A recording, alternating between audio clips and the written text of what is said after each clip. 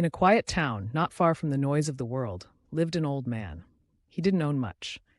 His house was small, his clothes were simple, and every evening he sat alone by the window in a chair that had lost its shine, but not its strength. People in the village called him the Quiet One, not because he couldn't speak, but because he didn't complain. He didn't rush, and most of all, he never asked for more. Everywhere around him, people were chasing something: new phones, bigger houses, fancier clothes. They believed happiness lived in the next thing. But the old man, he found joy in the present, in what he already had. One day, a curious young boy from the village came to visit. He looked confused and asked, "Uncle, don't you ever wish for more?"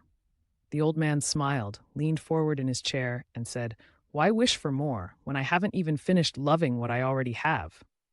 The boy didn't understand. So the old man stood up, walked slowly to his tiny kitchen, and brought out a wooden cup.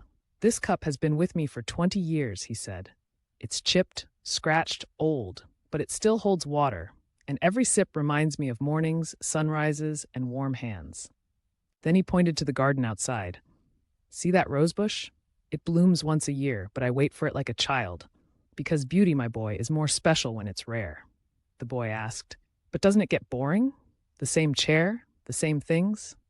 The man laughed softly. "Things only get boring when we stop seeing them. I sit in this chair and I notice something new each day: the way sunlight dances on the floor, the rhythm of raindrops on the glass, the sound of silence." He paused, then said, "Happiness doesn't live in what's new. It lives in what's noticed." The boy started visiting every day. He stopped bringing toys and gadgets. Instead, he brought stories. He listened. He noticed. And slowly, he began to understand. Years passed. The old man grew tired, and one morning, he didn't wake up, but he left behind something the boy could never forget. The lesson that happiness isn't a destination. It's a habit, a way of looking at the world, a way of living fully without needing more. Now, every evening, the boy, now a man, sits in that same chair. He still doesn't own much, but his heart, full. If you're always chasing more, you'll never see what's already enough. But if you slow down, notice, appreciate, you'll discover that the greatest joy is already within reach. Be still, be grateful, be happy.